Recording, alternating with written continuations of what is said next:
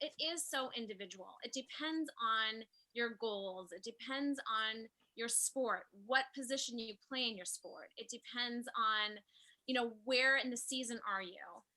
So I think there's a lot that has to do with it. But I think this graphic is really great because when you are having like an easier training session, or you are in a position like some of my divers, or in a sport that being lean is really important. Then I create the plate based on, okay, mainly, as you can see, kind of half of that plate being fruits and vegetables, and then a quarter of that plate being your carbohydrates, grains, and then also your protein. Always adding in fats, super, super important. And then, of course, just like the condiments kind of on the side. So that's sort of just a way of thinking about things. If I'm not training very hard, depending, again, this is all individual, but that's what the plate looks like. And then moderate training, you're increasing your carbohydrates, you're decreasing a little bit of the fruits and vegetables, adding in more grains. The protein pretty much stays the same. And then in a hard training, half of your plate, and I mean literally half of your plate, needs to be grains, which I think is something, it's a hot topic. I'd love to dive in further on that, because I just think the reality is we've gotten this belief in our mind that somehow carbohydrates makes us gain too much weight, or all of these negative things. And the truth is that is your primary fuel source. And the athletes that really take this seriously perform better, they feel better, they recover better, everything is better. So you kind of just have to trust. And what that means is you might have all different types of grains may feel differently. Now, I say that with a little bit of a caveat, because I don't want you to think that the only grains I can have is sweet potato and everything gluten-free. That might be you. So when athletes tell me they feel heavy if they eat half of their plate grains, I'm like, okay, well, let's talk about that. Like, what grains are you putting on? And are you, again, eating slowly and really taking your time to eat, or are you stuffing, because you don't have very much time, or maybe you didn't plan well, which is what we're going to talk about too. I just think planning is everything for an athlete, not just for an athlete. I think for beyond that, like, I plan all the time. I have to plan for my life because I'm really busy. So you're not preparing a meal and you have to rush to practice, and then you only have 5 minutes to eat it. So that's a big part of it too. But yes, so half of the plate being carbohydrates, and then your proteins and your fruits and vegetables, and again, fats obviously are in there as well. To go off of that oh, sorry, go ahead. No, that I love. Yeah. I was going to go off of the planning concept. What does that planning mean? What does it look like? Is it looking at your schedule and blocking off time where you need to be cautious of, I have to fuel, it's lunchtime? What are the different issues you see athletes run into with busy schedules, and how do they kind of combat that to make sure they're fueling? Absolutely. So one of the main things, first and foremost, is how you get access to your food. So if you are in a dining hall situation or you're in an apartment situation, you have to kind of lay it out so you can make the time to have groceries that whether it's Sunday, you just mark it off, just like a doctor's appointment. It's like Sunday at 3, I go get my groceries for the week. And if you don't do that, it's very easy to kind of just lay around, get busy doing homework, kind of get lazy and just be like, oh, I don't want to go out and have to go get groceries. But then you're not set up for a successful week. So the first and foremost, it has to be, what am I going to go grocery shop for? What kinds of things am I going to make? Make a list. Always go to the grocery store with a list. I find the athletes that don't, they grab a bunch of snacks that look good. But then I'm like, well, what meals do you have? And they're like, oh, right. Like, I didn't think about the fact that I should have proper meals, but I have lots of pretzels and all of this other stuff. So it's going with a list, making sure that you are set up for what you need for that week. And then also, if you are from the dining hall standpoint, make time to make sure that you're being able to go to the dining halls and getting the food, not again wrapped up in schoolwork. Then you miss a meal and now you're underfueled. So again, everybody can be different, but it might be, I need to plan a day ahead, because looking at Thursday is a little overwhelming. So maybe I just look at tomorrow. What is my schedule like tomorrow? Do I have food so that I have a tutoring and I have PT and I have all this other stuff on top of my practice? where am I going to fit it in? And if you just look at that day and be like, oh, I can eat this, this, and this is the time, then you've built up a successful day. But if you just decide to wing it and hope that you can find time to eat, I feel like those are the athletes that struggle the most. So maybe it's a day ahead, maybe it's a week ahead. It kind of depends on your personality. It depends on what you have going on. But you absolutely should know what you're eating for dinner, like right now, most of you, depending on the time zone. But like, you shouldn't be like, oh, it's dinner time and I have no idea what I'm having. That's never a really good situation to be in. This next question I think is fun. It asks, how did you specialize and what was your path like to become an RD? That's actually a really good question. So I come from a very small town in North Dakota. And when I was growing up, I had, well, a couple things. One, I struggled with an eating disorder myself. And so I was anorexic in high school, was a tennis player. And that sort of unfortunately took a turn for the worse. And I didn't get to complete like my senior year in high school with what I was kind of struggling with. So then I went to college and also dealt with binge eating. And so when I went through college, I was actually studying to be a dental hygienist. So I got into school, I worked really hard. And then halfway through, we did a nutrition class in my dental hygiene schooling. And I was like, why am I not doing this? I know everything about nutrition. I love helping people. I love talking. And one thing that you can't do when you're a dental hygienist is talk, which I knew right away that was going to be a problem for me. So I went back to school. I went to NDSU in Fargo and finished my degree there.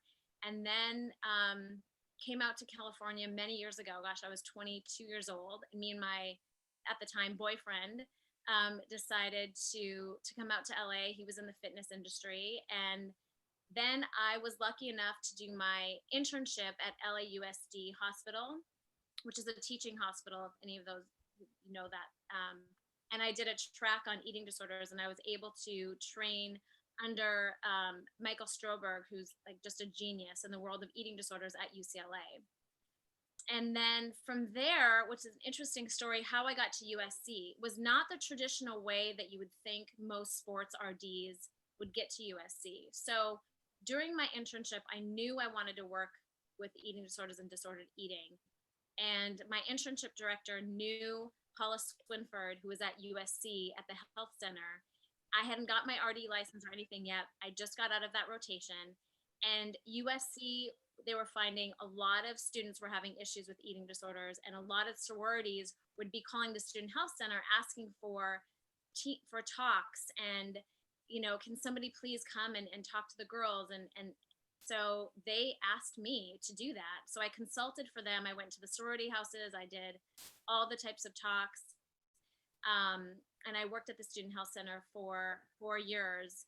And then athletics came to me and said, hey, we're having a lot of challenges with eating issues with our athletes. We know you're not technically a sports RD, but would you be willing to come on the sports side of things and learn the sports world, which I pretty much kind of knew just being an athlete myself in high school.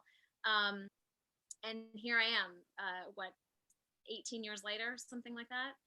So my route was very interesting, but I always had a passion because I knew my own struggle. And even in my private practice and dealing with athletes, like I feel like I come at this with such a personal story and a personal approach of how do you combat those challenges and difficulties. And I think it's more relatable because knowing that I've been in their shoes, I think it helps to be able to ask the right questions. And yeah, it's helpful.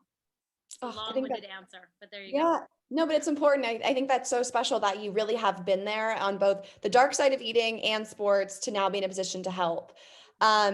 Speaking of that, this next question I think relates to almost everyone here, but when dealing with injuries and adjusting from being perfectly healthy to being an injured athlete, how do you navigate the difference in fueling? And then also we can add on there people who are not practicing as much, are not training, are not with their teams right now because of COVID. How do you adjust nutrition wise? Mm-hmm.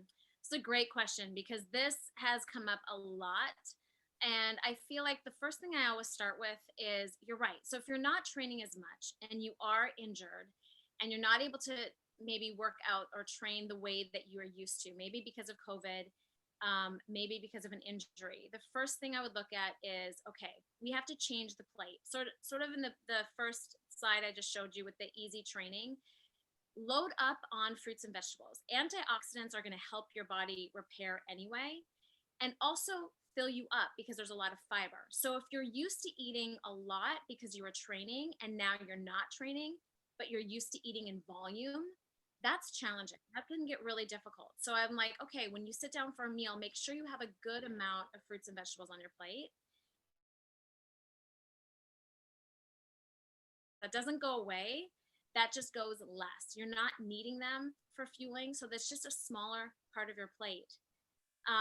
And then I would say the extras. When you are training 20 hours a week plus, your body can handle a lot of, little snacks here and there.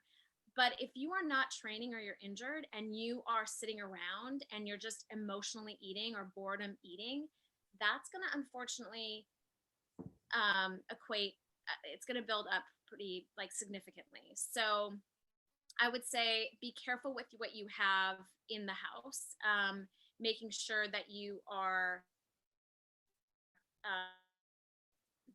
I just froze.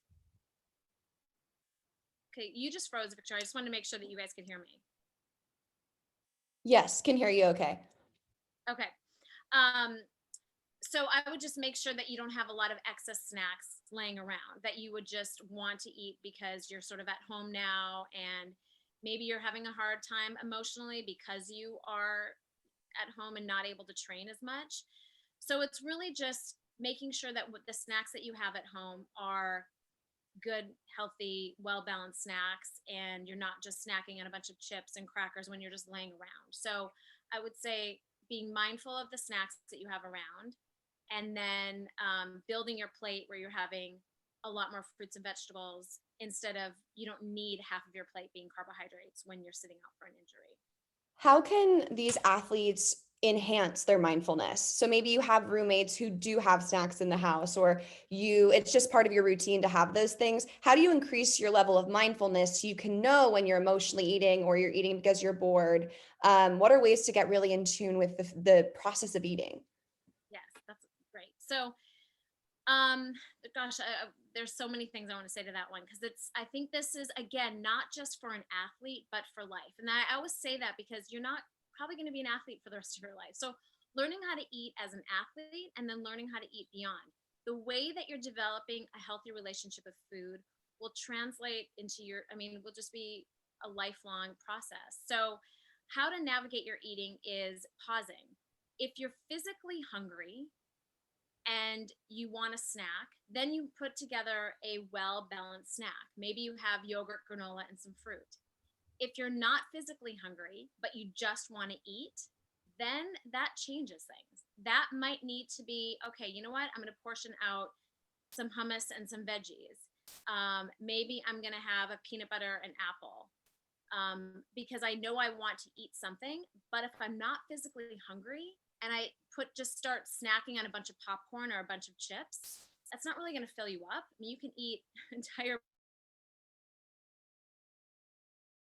Well, how do you eat them? Like, well, just sit around and just eat directly out of the bag until I feel like I've had enough. And I'm like, okay, well, let's do something different with that. Like, maybe take a bowl, pour it in a bowl, and then have maybe some nuts and some fruit with it. Make it sort of a balanced snack versus just eating 6 cups of popcorn because you feel like, oh, well, that's a good snack because there's 0 fat in that.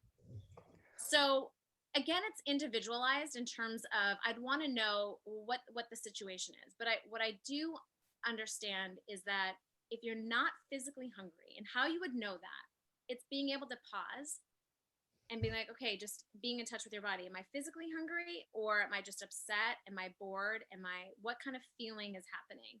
And that'll be a really good gauge to be like, okay, based on that, what is the best thing for me? Or maybe it's, you know what, maybe I need to go listen to music. Maybe I need to go for a walk. Maybe I need to call a friend. Maybe I don't eat right now if I'm not physically hungry. Maybe I go do something else that's self-soothing and takes care of me. So I think that's a question to ask yourself as well. I remember working with you when I was emotionally eating, and you told me, I loved this tip. You were like, because I had this urge to just eat everything, and you were like, go on a walk. You were like, just go on a walk for 10 minutes away from the kitchen, let the emotions roll over you, and you'll come back with a clear head. And you'll realize that food is not going to solve the answer of my performance anxiety or the depression. So I also loved that. I just wanted to add that nugget that you shared with me a few years ago. This next question is about game days. When should you be eating before the game? Should we be having snacks during halftime? Should we be post fueling? Eating around games? Give it to us. Okay. So depends on your digestion. Number one, I would say roughly an hour and a half before your game is when you should have your pre-game meal. An hour and a half roughly. Some people are a little bit different, but that's sort of the idea is to keep it around an hour and a half. What you should be having at that time, your body is needing those carbohydrates again. This is where you can't just be eating a salad pre-game meal. Absolutely no salads pre-game meal. That is it's a hard fast rule. That's like a never ever. So it's got to be now. If your salad has a good amount of sweet potato and you put some other stuff in there, sure, maybe. But the idea is that you want a good amount of carbohydrates. Probably not necessarily half of the plate, but a good portion of it. And then you have your proteins and your fruits and vegetables. What you don't want to have pre-game is something that you've never had before. So now is not the time to experiment with like, oh, I'm going to try this new sauce on my chicken that you've never had before, because you don't know if it's going to make your stomach hurt. You have no idea. So have something that you're used to having. So things like red meat, like having a steak before pregame meal, again, your body, it takes it longer to digest. So you want something like chicken or turkey, something a little bit on the lighter side of proteins. And then your complex carbohydrates, that can be pasta, that can be rice, it can be sweet potato, it can be quinoa. And then you have some source of vegetables, and whether that's broccoli or cauliflower, whatever your vegetable of choice is, that's sort of what a meal should look like. Then about 20 minutes prior to your game start is when you want to have a pre-fuel. That could be an applesauce and a small handful of dried mango. It can be, a lot of athletes do so many different things. Some athletes need a little bit more, so they'll have like a piece of toast with a little bit of nut butter, some banana, and drizzle of honey. That really helps them. Again, depending on your stomach, or it can be a little bit of a nutrition bar. It can be, we give some of our athletes like fruit snacks, or if you guys know Honey Stinger, those little chews are great. And then, yes, between sets, between halftime, absolutely needing some sort of, again, quick energy. So that those applesauce pouches, and from a COVID standpoint, I feel like we've used so many of those because you don't have to touch the food with your hands. So if you just, one of those little go-go squeeze applesauces are amazing. So something like that. But yes, fuel during your game is really important. And then also not just hydrating with water alone. You need the electrolytes. Don't be scared of that. It's another question I get all the time. Is like, I don't want to have Gatorade or Powerade because it has sugar or whatever. Like, yes. Wait, can we hit on that? Was anyone else raised by like, I mean, I love my mom to death, but she was like, Gatorade, you're just drinking back everything you burned. And I like never forgot that. And I love my mom, but I'm like, and so then in college, I had to get used to the Powerade. yes. So Powerade and Gatorade is not something you're going to drink on a Saturday afternoon. You've not practiced and you're just going to have it with your meal. That's not the time. Really, your body can utilize it. It needs it. You'll perform better. You have some sugar. You have the electrolytes. You don't need to be guzzling it, but absolutely having sips of Gatorade and sips of Powerade, telling you, will make such a difference. The athletes that can get over that idea are like, oh my gosh, I feel so much better. And again, this is something that I would just challenge you on, is like, you won't know unless you try different things that really might take your game up a notch. So, And then what about that post fuel? Sorry, I cut you off. so important. So within the first 30 minutes, you need to be post fueling with some sort of, ideally liquid, but doesn't have to be, just gets into your system really quick. So we give our athletes chocolate milk, everyone, chocolate literally is the best tasting chocolate milk, I think, out there. But you could do Horizon, you could do whatever. And then you can go into plant-based milk, something like an Evolve if you don't do dairy, or you can do something like muscle milk. Even as a female, muscle milk is way okay. I get a lot of questions on that as well. So you want to quickly, within that first 30 minutes of having something of a post-recovery fuel, then within the next hour after that is when you should have your meal. And again, same thing. You could have your carbohydrates, your proteins, some fats, some fruits and vegetables. Perfect. And then depending on, probably 3 hours after that, you might need a snack. It depends on when the game is and all of that. But so it's a liquid ideally, and then it's a meal within that next hour. And then just to quickly add on that, any suggestions for plant-based athletes to make up for?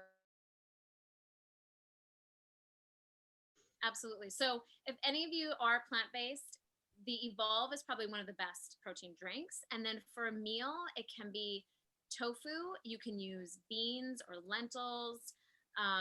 You can make like a bowl with, sweet potatoes and chickpeas and some quinoa, some vegetables in there, and make like a really good like stir fry.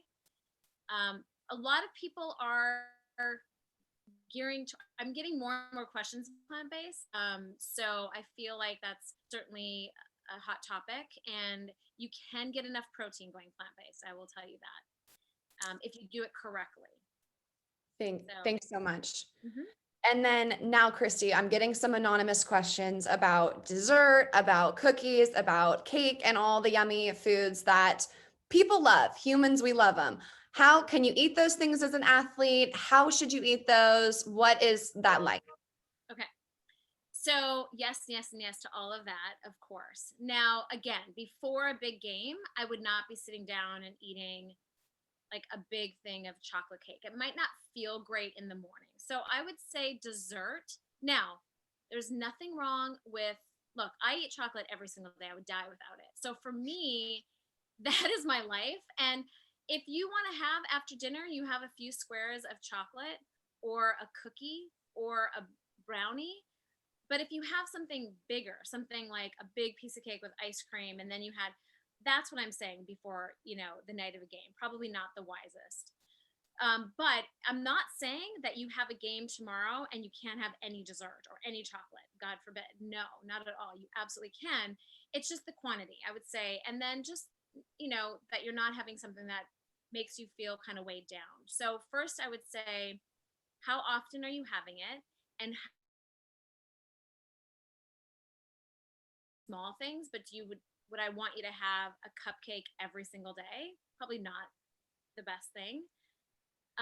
But having something sweet every day is fine in moderation. And if you feel good having it. This brings me to your mantra. I want you to share it because I can see people are taking notes, and I know there's a lot of there are many things like the protein and the timing and the whatnot. How important is the feeling that you have before eating, while eating, during eating? How should athletes be using just their feeling to gauge what choices they're making? Yes. So my mantra, it's not about the food, it's about the feeling. That is something I hope that sticks in everybody's minds, because I don't want you to judge it. I want you to understand that you stay present in your body. And the key really is eating slowly. There was one thing, it's like taking your food, sitting back in your chair, not shoveling. I feel like the fork becomes an extension of the hand and you don't come up for air. Those are two big problems. So you're just sitting like this, really learning how to relax. And like I said, too, I think one of the things for athletes is using food as a way to unplug. Kind of just sit at a table if you can, even if you're in a dorm room, try to make some space, and just not where it's cluttered, but where you can sit and just take a breath.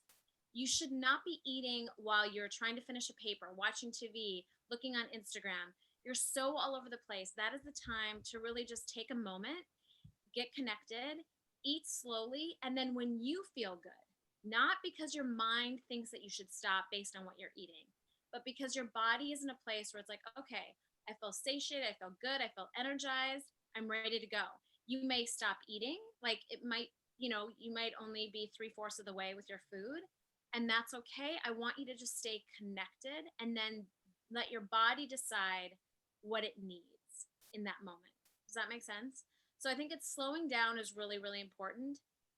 But if you are not fueling well, and that starts with the beginning of the day, every single one of you should be having water right when you get up or in the first hour. Most people don't start drinking water until later on in the afternoon. And that's a really big problem because your body gives you the same signal for hunger and thirst. So when you think you're actually hungry, it could be that you're actually thirsty.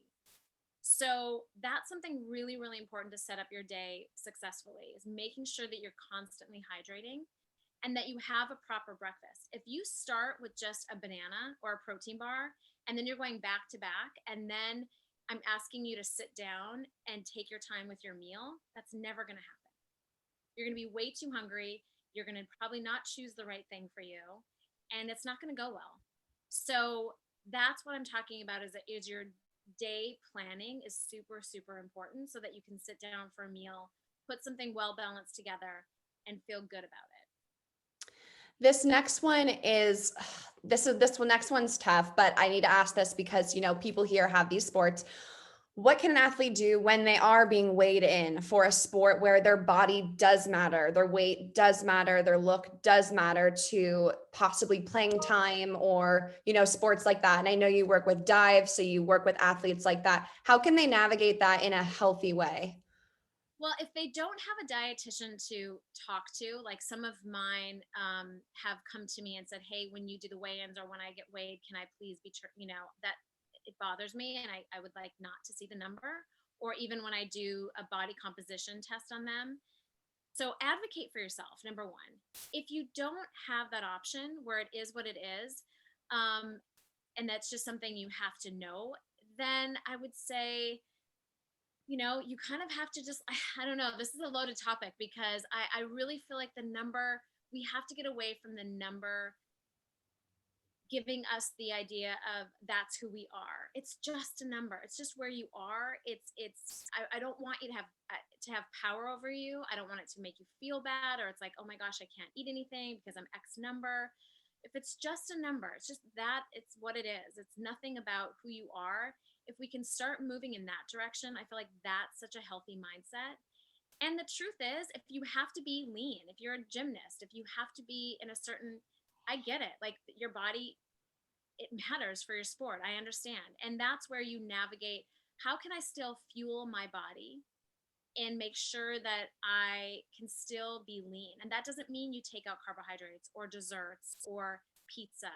You just might have to have a certain amount that's different. And I think that's the whole idea of working with a sports dietitian, if you can, is how do I navigate that? How can I still allow myself to eat the things that I enjoy when I have to be, in a body that is considered to be very lean?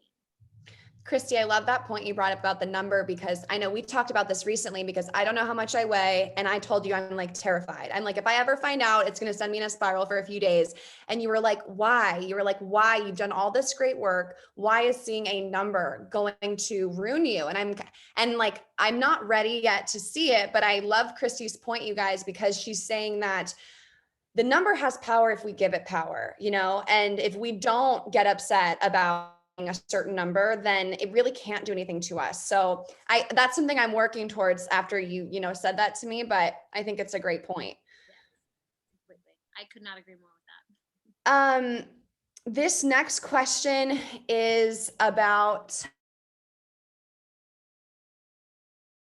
and certain lifestyles when it comes to how you eat affect anxiety or depression. So this person is actually studying nutrition and learning the ways that food affects mental health. Do you have thoughts on that? I do. So food and mood are very interconnected. Ooh, food and mood. That's fun. Food and mood, yes. And again, I wouldn't say this is across the board. I mean, this is where that individual stuff really comes in.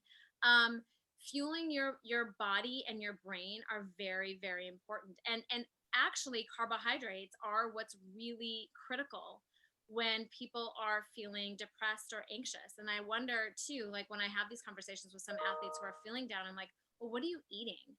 And Yeah, I mean, if they're eating a ton of processed food and a ton of, they're getting up in the morning, they're eating Cocoa Puffs, and then in the afternoon they're eating pizza, and then they're having, you know, snacky foods throughout the day, that's not great for you, for sure, all day long of just eating those kinds of foods. So it is, look, I'm not going to say eating a balanced diet and eating fruits and vegetables and having those types of macronutrients are really important. I believe in listening to your body. I know with the intuitive eating approach, but from a performance standpoint, from a depression, anxiety, eating a lot of processed food isn't good for anybody, but specifically those types of individuals that really struggle with that, you do have to take notice and maybe look at what you're eating. And I hate to say clean it up, but that's the best word I got. So, clean it up a bit and kind of think of like, what can I be doing to add in more antioxidants and color like into my diet, especially if you're really not eating a lot of colorful foods and it's basically just brown and white and a lot of processed foods. I would help them kind of make replacements on how to do less processed food and more whole food. I like that idea of just more color. I think that helps people figure out, like, if you're doing organic or natural foods and you're incorporating color, it's a good way to see that you have a variety on your plate.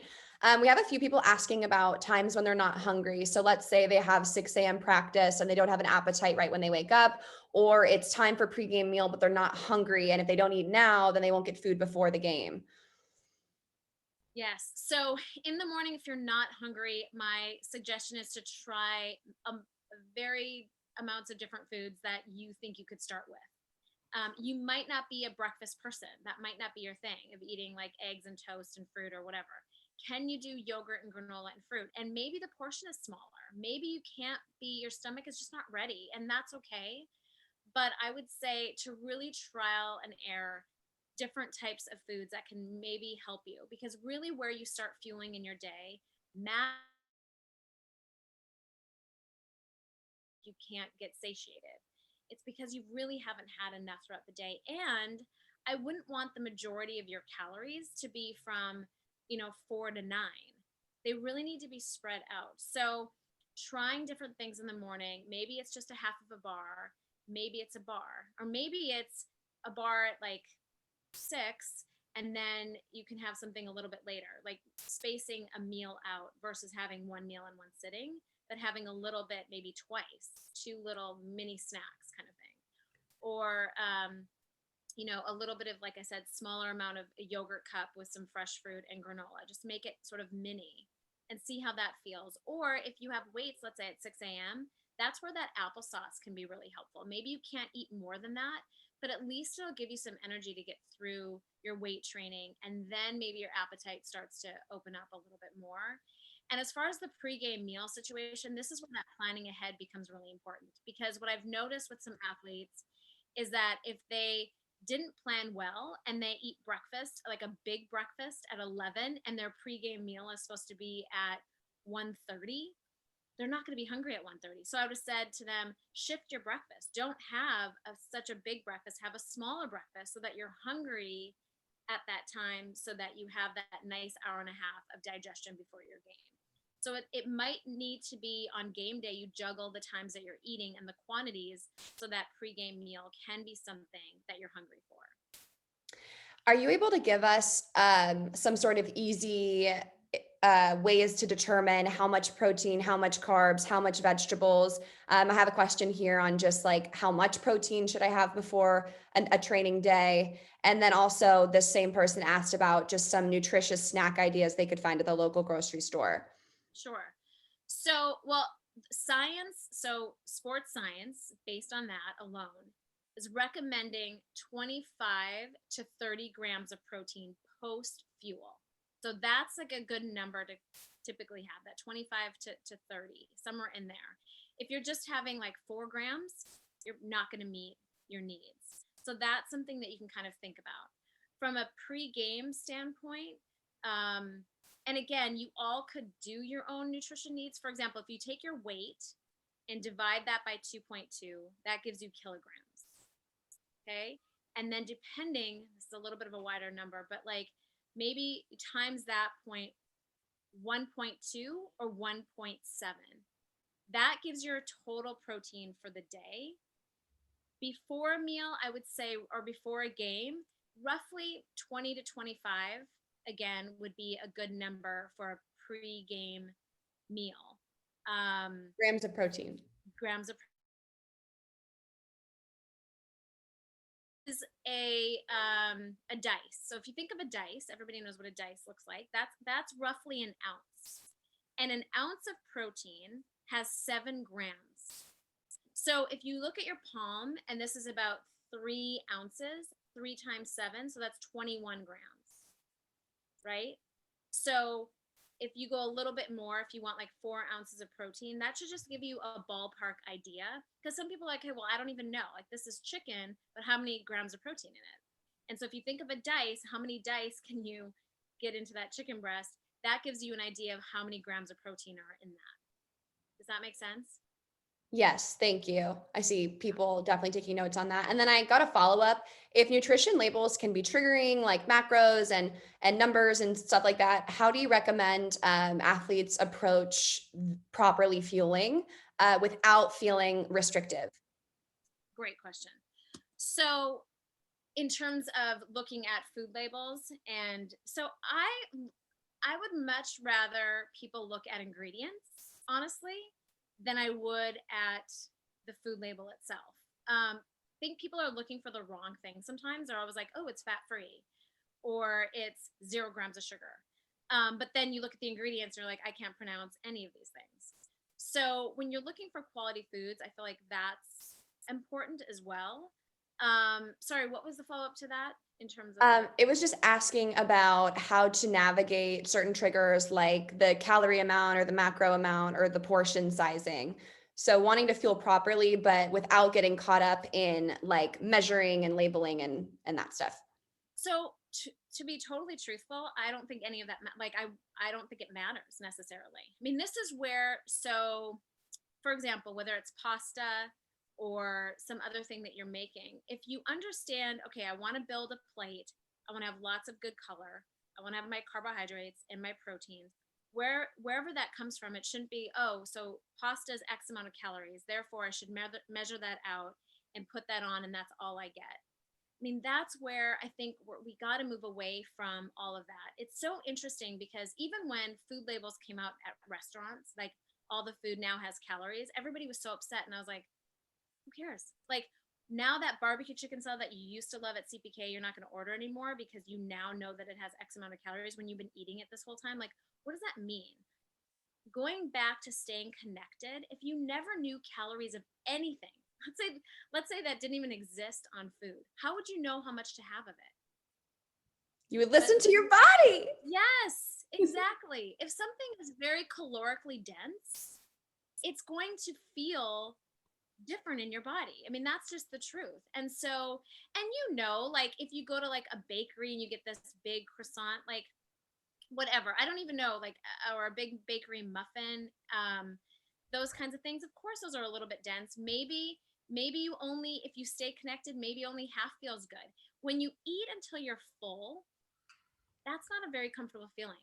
Now, I understand everybody's normal. Everybody on this call right now has eaten till they feel really uncomfortable. It's not the best feeling, but sometimes we do it because we're human and normal. And like, pizza's my favorite food. And sometimes I have way more pizza than I probably need to, but like, it's one day. It's not like I do that all the time.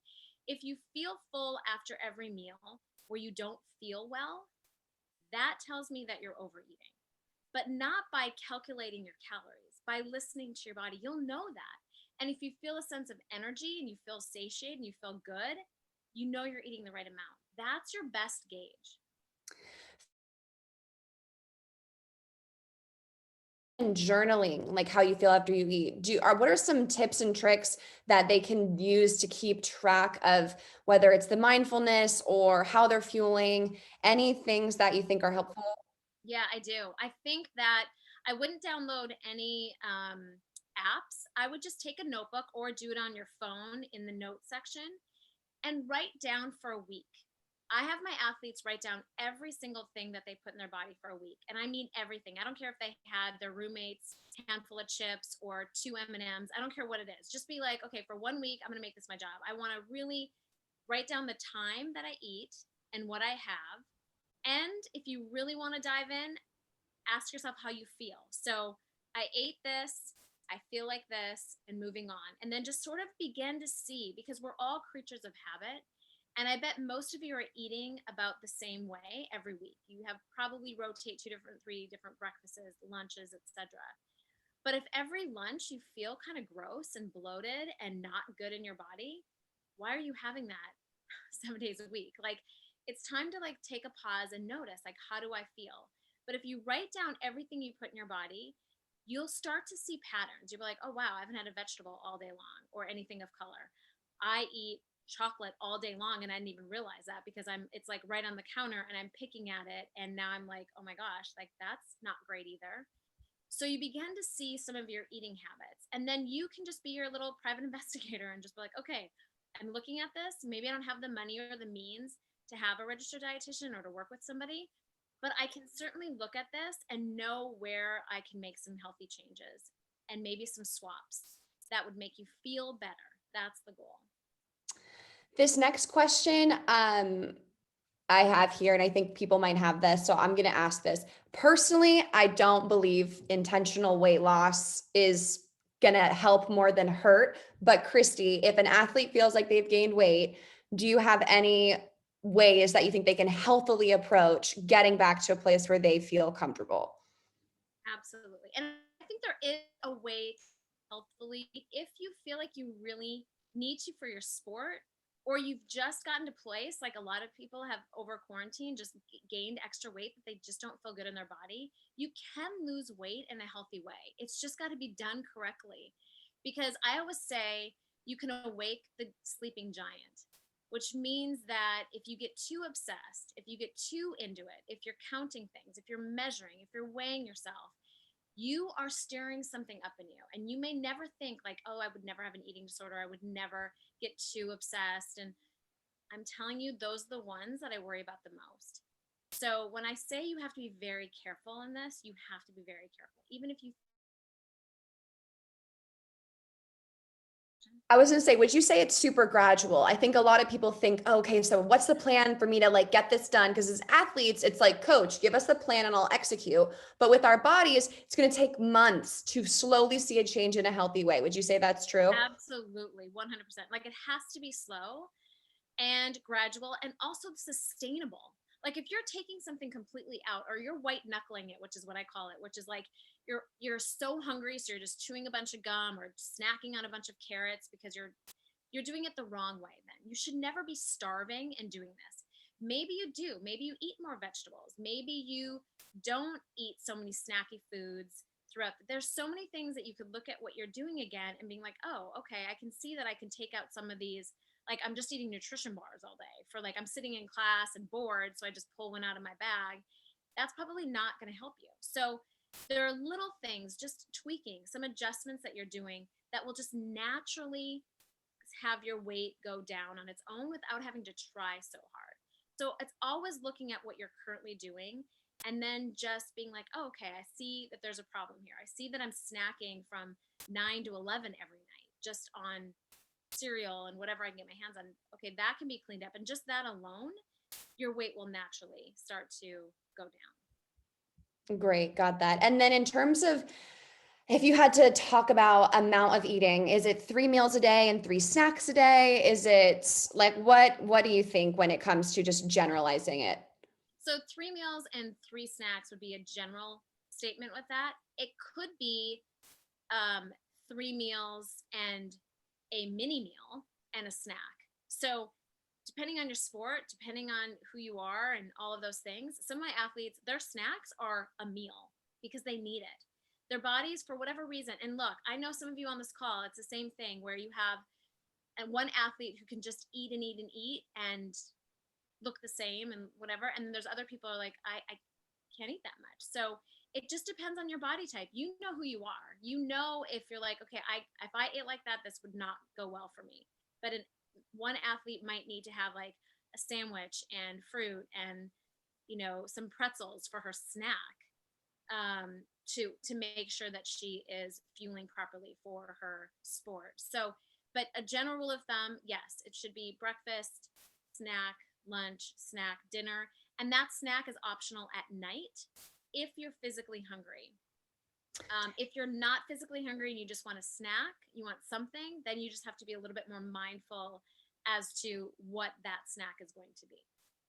And Kristy, you've done a lot of work with teams. I know at USC you work with many individual teams, especially you have helped many teams who have toxic environments and have toxic cultures. How do you suggest athletes navigate teams that talk about dieting, talk about bodies, and it just feels disruptive?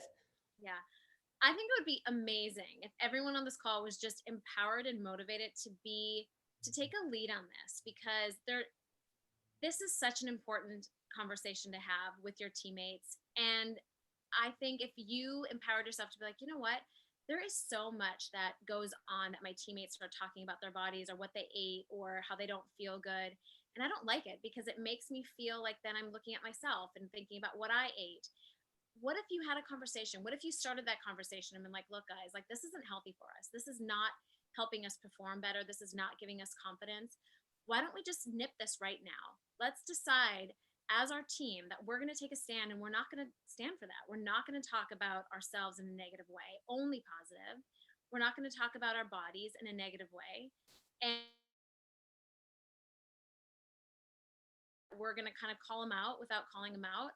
I know I did this with the swim team a few years ago where we did have this real conversation because they would go into the locker room and they'd be putting on their swimsuits and they would all be, slamming on themselves about their thighs or their stomach or something. And it was just not it was creating really a lot of negativity and not good practices. You can't practice well in that kind of mindset.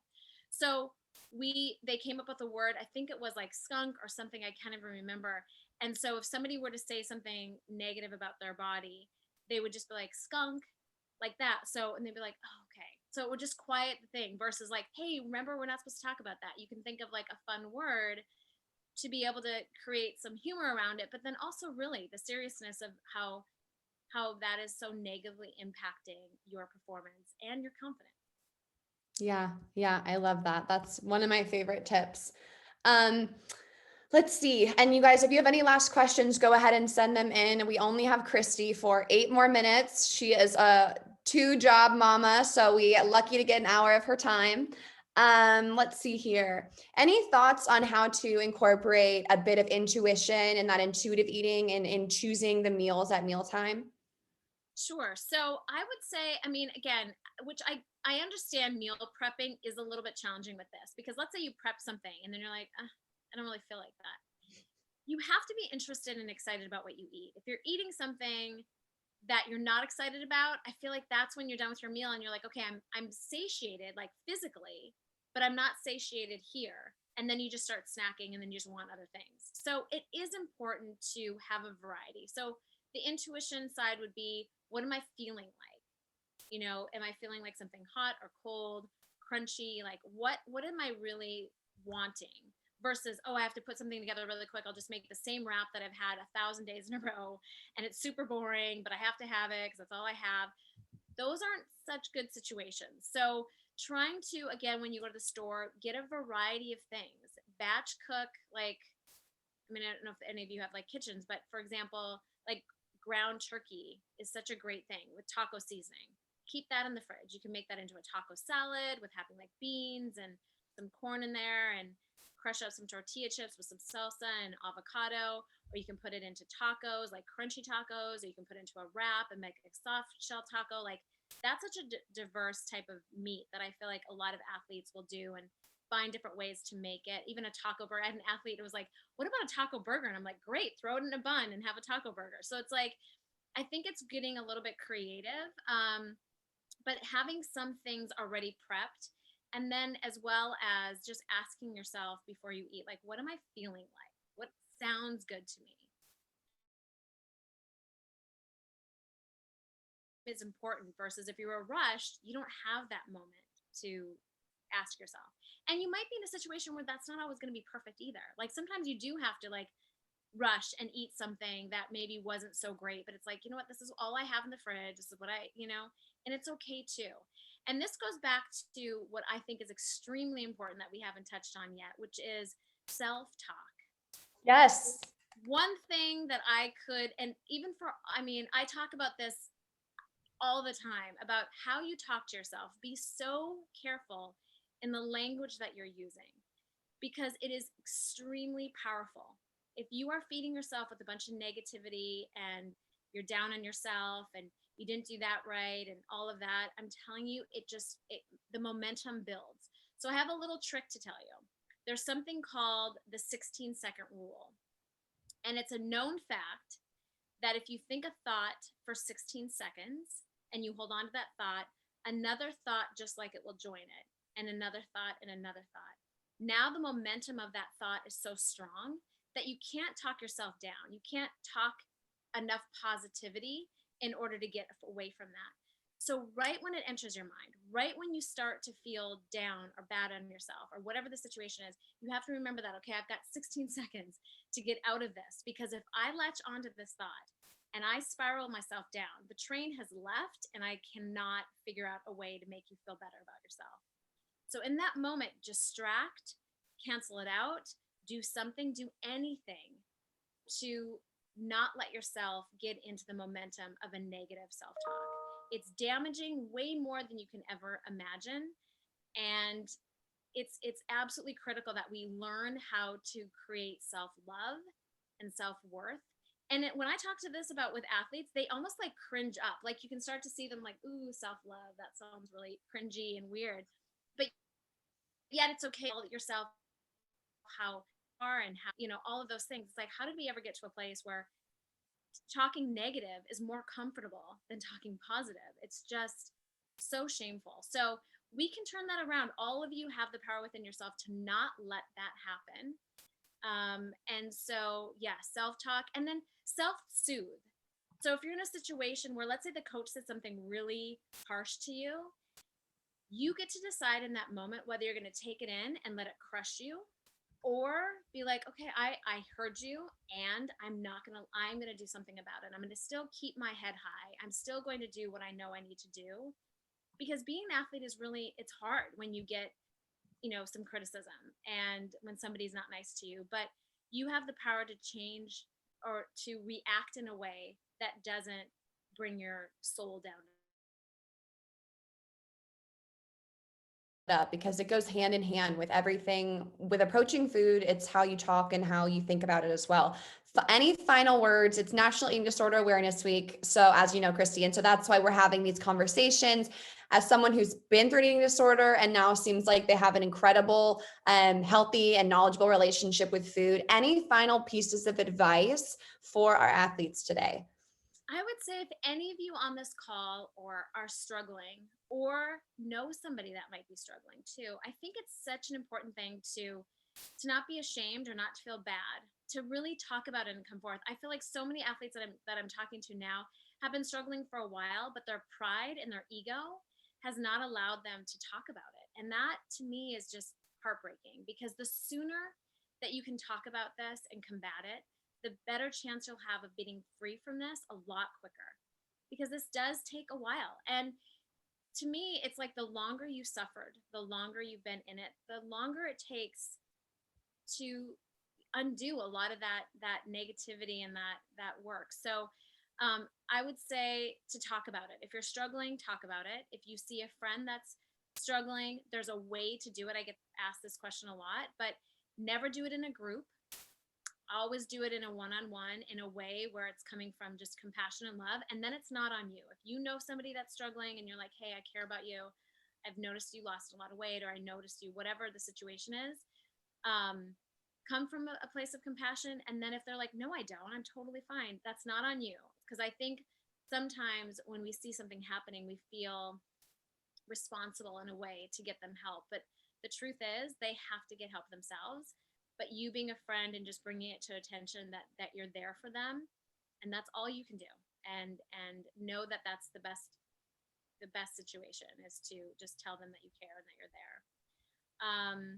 Otherwise, I would say this last topic, which was self-talk. I would think that is for all of you to really practice talking, in a way that's positive about yourself. I also love meditation, journaling, and not journaling. It's so funny when I say journaling, I don't mean it's, February 23rd and this coronavirus is still going on and I still can't play my sport and life is hard and I got into a fight with my best friend and negative. And at the end, you're like, and my life is just a drag. So I believe in positive journaling. Set your intention for the day. What do I want for myself? What do I want today to look like? Create that for yourself. I really believe in manifestation. I really believe in what you put out there comes back. So if you put positive energy out there, I feel like you're going to get that tenfold. If you would start the day with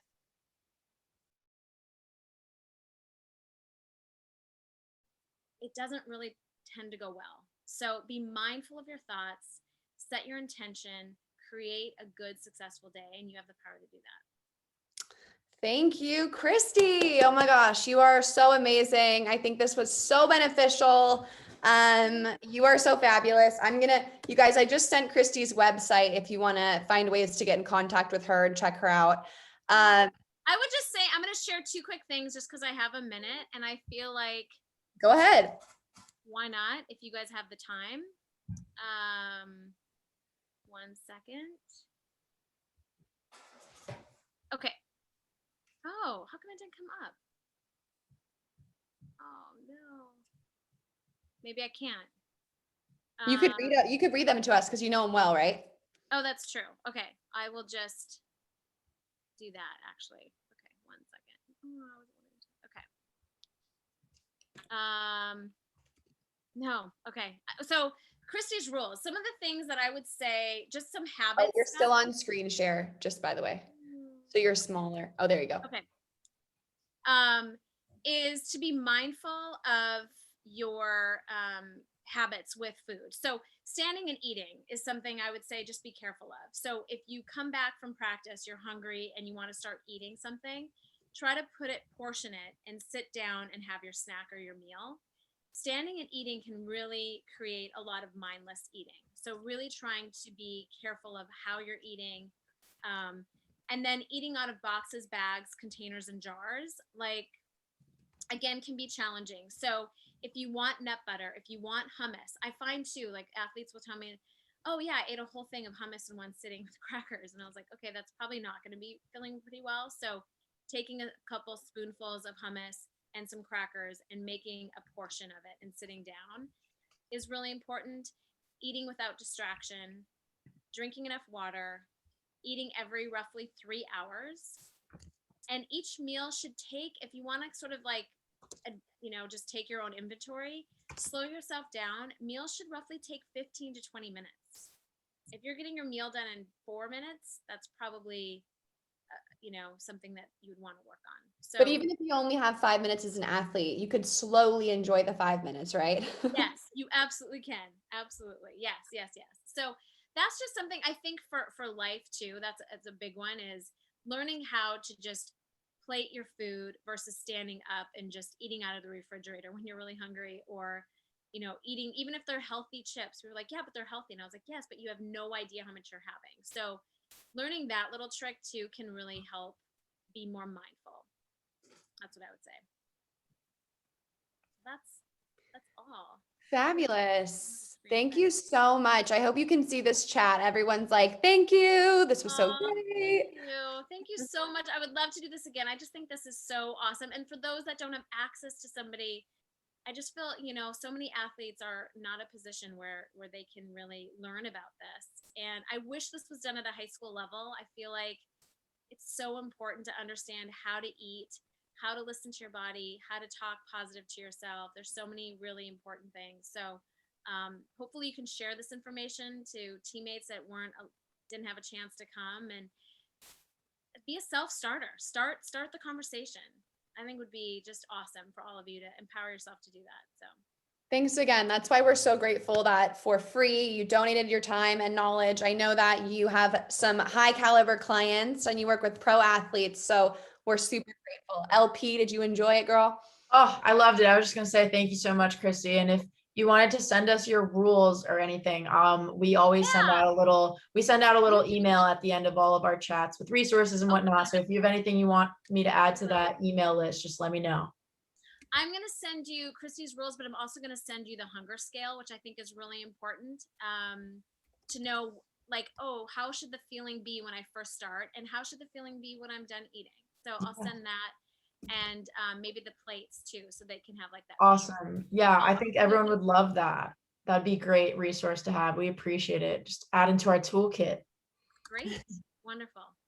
Thank you so much for having me. This was so great. I wish you all the best. And hopefully we'll see you again. Thanks, Kristy. You are my fave ever. Appreciate you big time. Bye, guys. Thank you so much for coming. Bye, Have a great all. Thank you. Bye. Thank you.